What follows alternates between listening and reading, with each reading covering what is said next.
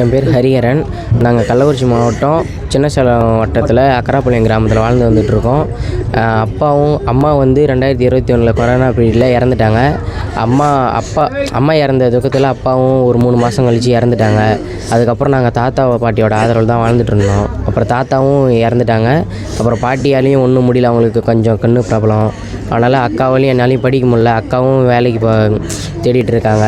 நானும் கூலி வேலைக்கு தான் பைக் மெக்கானிக்காக போயிட்டுருக்கேன். அதனால் அக்காவுக்கும் இதே வேலை வாய்ப்பு வேண்டி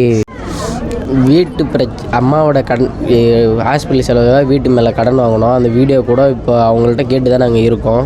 இப்போ அக்காவும் வேலை இல்லாமல் அலைஞ்சிட்ருக்காங்க. அக்காவுக்கு ஒரு வேலை வாய்ப்பு வீடும் கொஞ்சம் இருக்குமே கேட்டுரும். தாத்தா இருக்கிற வரையும் எங்களை கொஞ்சம் பார்த்துக்கிட்டாரு. அவர் எது இருக்கிற வரையும் காசு அது இது கொடுத்து எங்களை கொஞ்சம் பார்த்துக்கிட்டாரு.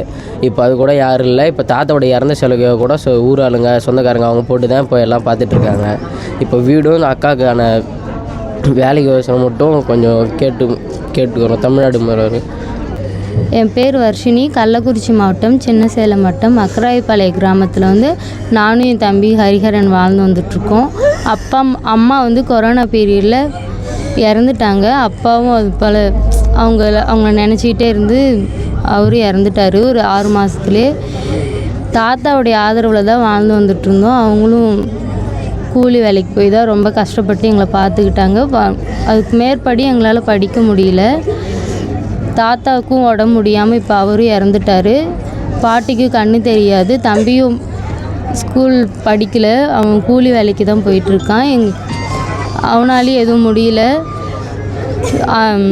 மாவட்ட ஆட்சியர் ஐயா அவர்களும் தமிழ்நாடு முதலமைச்சர் ஐயா அவர்களும் எங்களுக்கு ஒரு வேலை அமைத்து தருமாறு தங்களை கேட்டுக்கொள்கிறோம். அம்மாவுடைய ஹாஸ்பிட்டல் செலவுக்காக நாங்கள் கடன் வாங்கியிருந்தோம். வீட்டை அடமானம் வச்சு கடன் வாங்கியிருந்தோம். இப்போ அந்த வீடுமே அடமானத்தில் முழுகிடுச்சு. அடமானம் வச்சவங்ககிட்ட தான் இப்போ நாங்களே கேட்டு அந்த வீட்டில் குடியிருந்துட்டுருக்கோம்.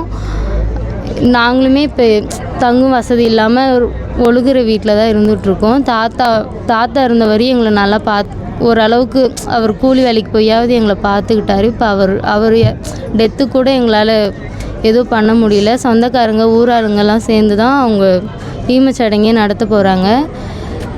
எனக்கு ஒரு வேலை வாய்ப்பு, என் தம்பிக்கு வீடு வசதி செஞ்சு தருமாறு தமிழ்நாடு முதலமைச்சர் ஐயா அவர்களையும்